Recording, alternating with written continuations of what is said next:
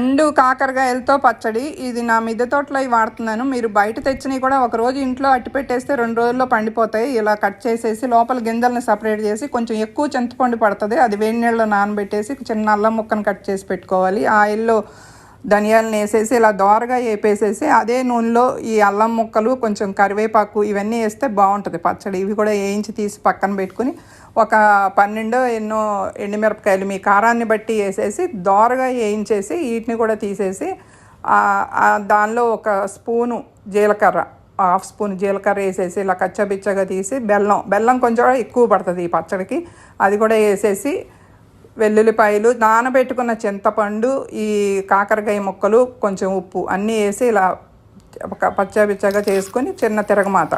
ఈ పోపులో మాత్రం కొంచెం ఇంగ వేస్తే చాలా బాగుంటుంది. ఇప్పుడు కలర్ కోసం రుచి కోసం కొంచెం పసుపు, ఇవన్నీ కలిపేసేసి కొత్తిమీర వేసి తీసేయటం అంతే.